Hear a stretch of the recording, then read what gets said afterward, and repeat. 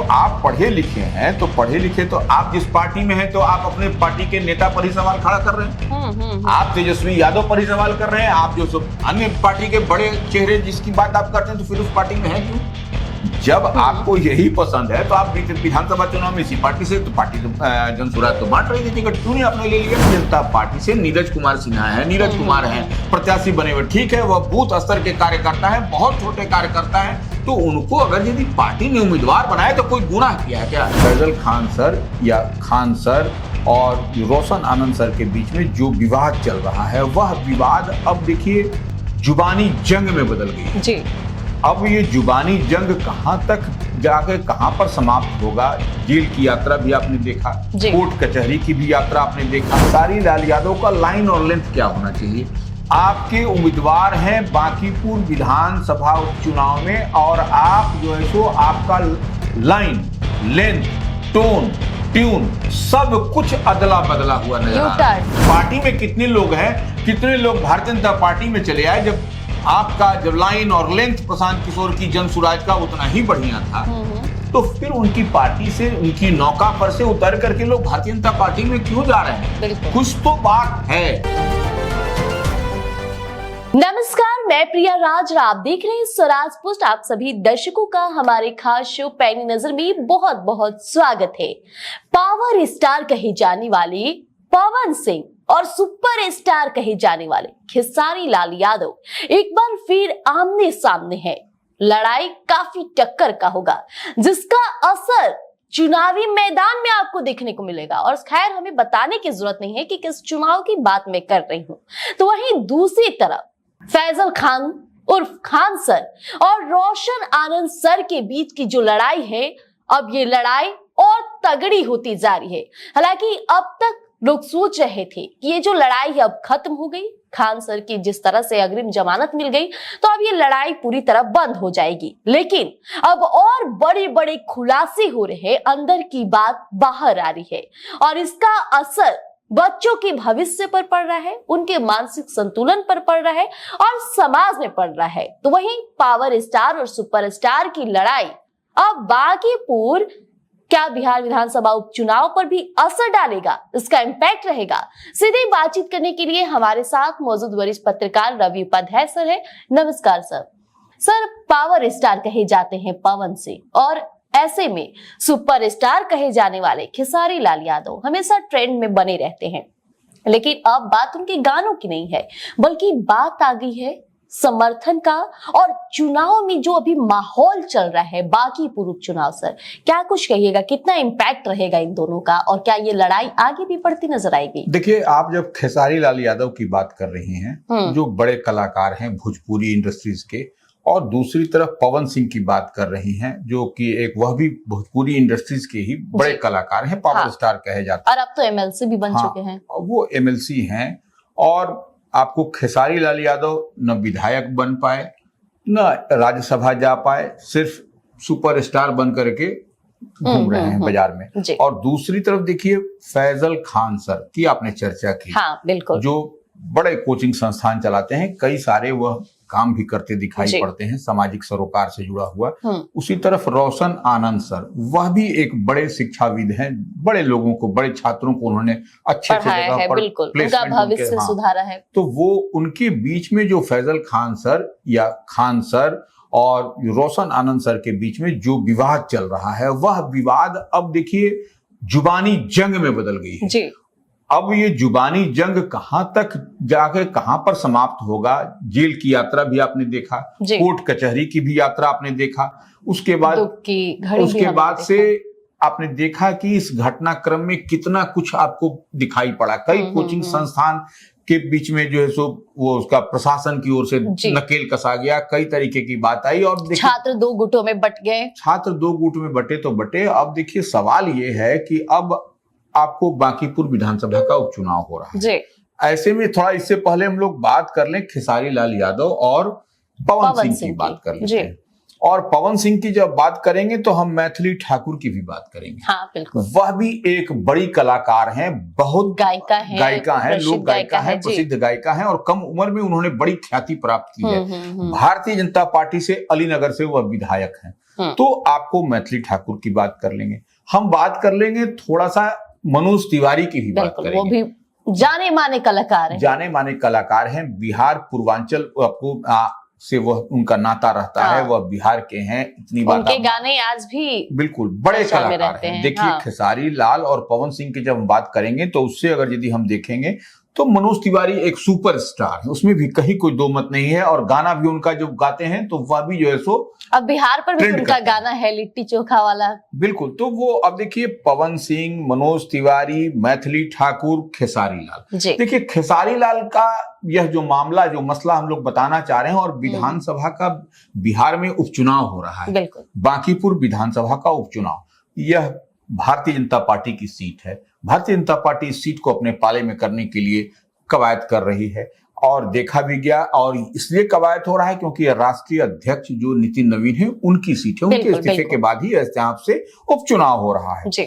तो अब थोड़ा सा समझने की जरूरत है। यहाँ से राष्ट्रीय जनता दल के भी प्रत्याशी हैं रेखा गुप्ता, जो बीते विधानसभा में भी चुनाव लड़ी थी, वह शिकस्त खा गई, हार गई चुनाव, और नितिन नवीन जीते थे उस चुनाव में। अब देखिए फिर से रेखा गुप्ता राजद के से प्रत्याशी हैं इसी बांकीपुर विधानसभा के उपचुनाव में, वैश्य समाज से आती हैं।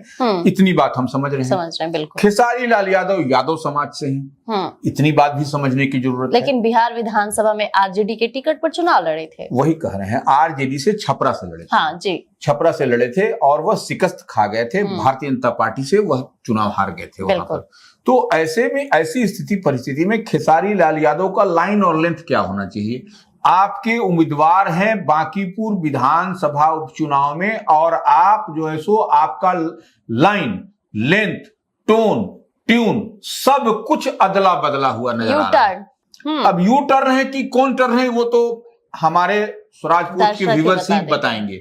लेकिन आप देखिए, जो आपको कहा जाता है क्राउड पुलर है, आप लोगों के बीच में आपकी पॉपुलैरिटी है, और आप कौन सा बात कर रहे हैं, अपने दल की बात नहीं कर रहे हैं। और जबकि ऐसे में आपके नेता जो राष्ट्रीय जनता दल के राष्ट्रीय कार्यकारी अध्यक्ष हैं तेजस्वी यादव बिहार में नहीं है, चुनाव परवान पर चढ़ा हुआ है विधानसभा का उपचुनाव, और अब उनकी पार्टी राष्ट्रीय जनता दल के बड़े नेता नहीं दिखाई पड़ रहे हैं। राजद अध्यक्ष लालू प्रसाद यादव, राजद अध्यक्ष लालू प्रसाद यादव अस्वस्थ हैं, वह भी नहीं मैदान में है। तो आप इतनी बात, और देखिए कई बड़े बड़े नेताओं को राजद ने जिम्मेवारी संभालने के लिए कई टीम घूम रही है, अलग अलग खेमों में बट करके बड़े बड़े नेता घूम रहे हैं, लेकिन तेजस्वी नहीं है। और खेसारी लाल यादव का इस बीच इस तरीके से जो पार्टी लाइन से इतर बयान आना, अब वो क्या कह रहे हैं कि प्रशांत किशोर के बारे में कह रहे हैं, जनसुराज के सूत्रधार के बारे में कह रहे हैं। सर, लोग उम्मीद लगाए थे कि खेसारी आरजेडी के बारे में बोलेंगे। जब माइक लेके पत्रकार उनके पास पहुंचेंगे तो अनुमान है कि वो जिस पार्टी में रहे उस पार्टी की मजबूती की बात करेंगे। लेकिन खेसारी लाल यादव सीधे प्रशांत किशोर को भैया कहने लगे। नहीं, भैया कहें वो ठीक है, सम्मानजनक शब्द आप बोलिए, उसमें हमको नहीं कहूं कि आप रोल मॉडल, कोई भी नेता, कोई भी अभिनेता होता है, कोई भी बड़ा, तो वो रोल मॉडल होता है। लोग उसको, लाखों हजारों लोग उसको फॉलो करते हैं। बिल्कुल फॉलो करते हैं, सुनने की बात नहीं, फॉलो करते हैं लोग, उसी के अनुसार बनना, तो रोल मॉडल हैं आप। खेसारी लाल यादव क्या कह रहे हैं? प्रशांत किशोर जो जनसुराज के सूत्रधार हैं, वह भी बांकीपुर विधानसभा चुनाव में पहली बार अपनी राजनीतिक भविष्य की तलाश में चुनावी जंग में, चुनावी मैदान में उतरे हैं, और वह सुर्खियां बटोरने की कवायद कर रहे हैं। प्रशांत किशोर, इतनी बात जान के समझिए, अब उनकी पार्टी में कितने लोग हैं, कितने लोग भारतीय जनता पार्टी में चले आए, जब आपका जब लाइन और लेंथ प्रशांत किशोर की जनसुराज का उतना ही बढ़िया था, तो फिर उनकी पार्टी से, उनकी नौका पर से उतर करके लोग भारतीय जनता पार्टी में क्यों जा रहे हैं? कुछ तो बात है, आप उससे भी हट जाइए। आपने बीते चुनाव में प्रशांत किशोर की पार्टी जनसुराज, उनका लाइन और लेंथ, उनका डिलीवर करना, क्या लोगों ने आत्मसात किया? अगर आत्मसात किया, हम सवाल कर रहे हैं स्वराज पोस्ट के व्यूअर से, अगर आत्मसात किया, उनको माना, समझा, तो निश्चित रूप से वह जीरो पर बोर्ड उनकी पार्टी को नहीं होनी चाहिए। कई सीटों पर जमानत, तो कई सीटों पर जब्त हुई, तो वो आप छोड़ दीजिए। लेकिन अब स्वयं वो लड़ रहे हैं, दूसरे को चुनाव लड़वाते थे, अब स्वयं चुनावी जंग में उनको भी टेस्ट मिला है कि हम, अगर यदि दूसरे को तो हम बहुत बोलते हैं, लेकिन हम भी उसी अगर चुनाव लड़े तो हाँ भी क्या? चुनाव लड़ेंगे तो हम भी जो है सो तो वो क्या फूलों का माला पहनेंगे? फूल का माला पहनने की देखिए इच्छा किसके अंदर नहीं होती है, उनके अंदर भी यह जागृत हो गई है, क्योंकि अब देख रहे थे कि कई लोगों को हम फूलों का माला पहना चुके, कई लोगों के पीछे आगे, तो अब स्वयं हम क्यों नहीं चले जाएं सदन के अंदर।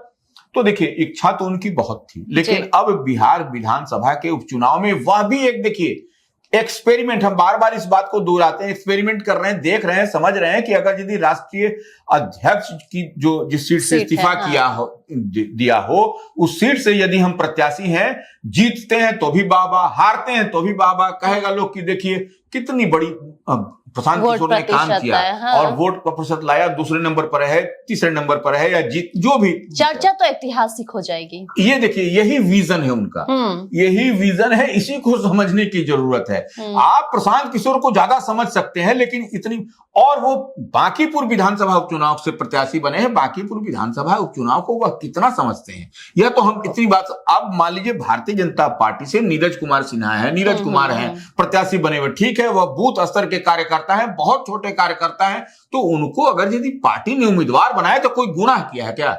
सही बात, कोई गुनाह नहीं किया। देखिए यही तो डेमोक्रेसी है, यही लोकतंत्र है, यही पार्टी में जो सो व्यवस्था होनी चाहिए कि आपको बूथ स्तर का कार्यकर्ता को भी आप जो है सो आगे ले जाइए और एक स्ट्रॉन्ग मैसेज दीजिए समाज में। देखिए वही कर, ये मैसेज ही है कि आप एक छोटे से कार्यकर्ता को जो पर्ची बांटा करता था, बूथ पर बैठा करता था, पोलिंग एजेंट हुआ करता था, उसको भारतीय जनता पार्टी ने प्रत्याशी बनाया। ऐसा किस पार्टी में होता है बताइए हमको? नहीं होता है। हम एकदम दावे के साथ कहते हैं ऐसा एकाध गो किसी न किसी पार्टी में ऐसा होता होगा, लेकिन हम इतनी बात कह रहे हैं। अब हमको लोग कहेगा ये फलना पार्टी के प्रवक्ता की तरह बोल रहे हैं, हम प्रवक्ता नहीं, हम फैक्ट्स फिगर के साथ बात कर रहे हैं। तो अब देखिए इस स्थिति परिस्थिति में खेसारी लाल यादव का कहना कि प्रशांत किशोर बेहतर इंसान है, भैया तो ये कौन कह रहा है कि खराब इंसान है? ये आप सर्टिफिकेट नहीं किसी को बांटते हैं कि आप अगर यदि कोई सर्टिफिकेट बांटने वाले अधिकारी हैं तो आप कह दीजिए, और आप भी उस तरीके से अच्छे इंसान बनिए, सब लोग थोड़ा थोड़ा भी उस तरीके से अच्छा इंसान बनने लगे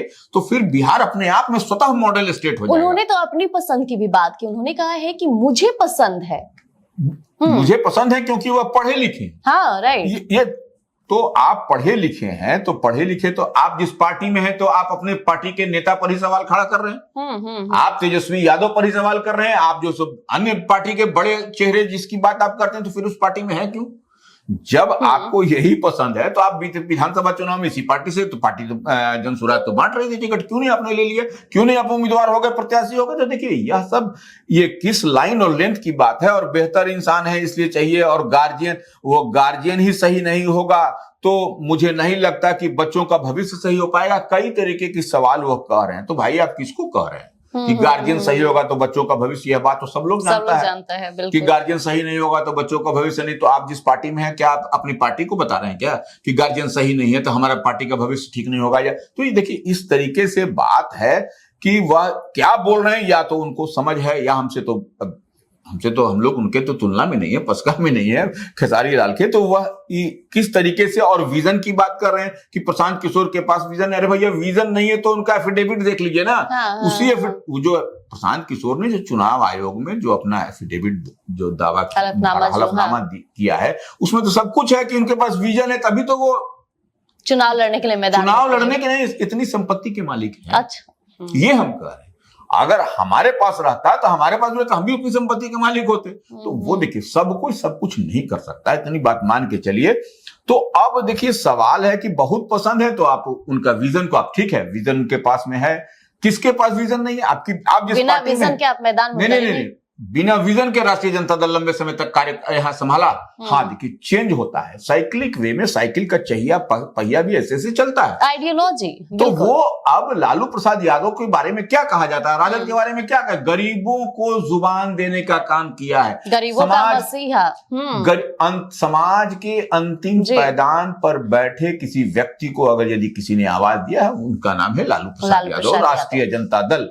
तो इतनी बात तो हम लोग सब कुछ समझते हैं, तो अब तो कोई दिक्कत नहीं। तो लेकिन इनके कहने का मकसद ये क्या है, यह खुद अपने आप इसको डिकोड करिएगा, इसको समझिएगा तो सब कुछ समझ में आ जाएगा। तो अब देखिए इधर से इनका लाइन और लेंथ समझ में आ रहा है। खेसारी लाल यादव अपनी पवन सिंह बीजेपी के स्टार, नहीं, आप देखिए ना, खेसारी लाल यादव अपनी पार्टी की रेखा गुप्ता का समर्थन नहीं कर रहे हैं। तो अब क्या पार्टी इन पर कार्रवाई करेगी या पार्टी इनको क्या कहेगी, ये हमको समझने की जरूरत है। आप जब पार्टी के अधिकृत प्रत्याशी बांकीपुर विधानसभा चुनाव में राजद की खड़ी, उसके आप राजद के सदस्य हैं, तभी तो आप चुनाव भी लड़े विधानसभा का। और अब आपका लाइन और लेंथ दूसरी तरफ स्विच कर रहा है, दूसरी तरफ जा रहा है, तो ये क्या कह रहे हैं। तो इस बात का आपका माने, देखिए हम तो बार बार किसी बात को कहते हैं, उसको भले किसी को अच्छा लगेगा बुरा लगेगा, लेकिन आप ट्रोल करिएगा, हम इस बात को भी जानते हैं। कई लोग ट्रोल करते हैं, कई लोग कई तरह की बात लिखते हैं, लेकिन इतनी बात जो हम समझ रहे हैं उसी को हम अपने व्यूअर्स को, अपने स्वराज फैसला आपको लेना है। अब देखिए क्या है, दूसरी तरफ पवन सिंह भारतीय जनता पार्टी से वह एमएलसी बने हैं, बिहार विधान परिषद के सदस्य बने हैं, उच्च सदन के सदस्य बनाया गया है पवन सिंह को, पावर स्टार को। तो पावर स्टार भी अब पूरे स्टार प्रचारकों की सूची में है। भारतीय जनता पार्टी के वह पूरी ताकत झोंकेंगे। और खेसारी लाल यादव तो यादव समाज से ही हैं। देखिए सब लोग सब कुछ कहता है, प्रशांत किशोर क्या कर रहे हैं कि समाज, जाति, धर्म, फलना ढेकना, भैया तो ये तो होता ही है। तो वो खेसारी लाल यादव हैं और वो अपने पार्टी से इतर जाकर के बयान दे रहे हैं, तो सब कई तरह की बात हो रही है। अब पवन सिंह राजपूत ठाकुर समाज से, तो वह भी जो है सो आपको एनडीए को किस तरीके से गोलबंद करेंगे, वह भी घूमेंगे, वह भी एड़ी चोटी का पसीना लगाएंगे। अब आइए आप देखिए, मैथिली ठाकुर भी स्टार प्रचारक की सूची में है, जो अलीनगर से विधायक है भारतीय जनता पार्टी की। वह भी बड़ी देश के स्तर पर उनका नाम है, जाना पहचाना, कम उम्र में जो उन्होंने ख्याति प्राप्त किया है बिरले ही लोगों को मिलती है। और कहां से वो चल करके कहां पहुंची है, एक यंग विधायक बन गई।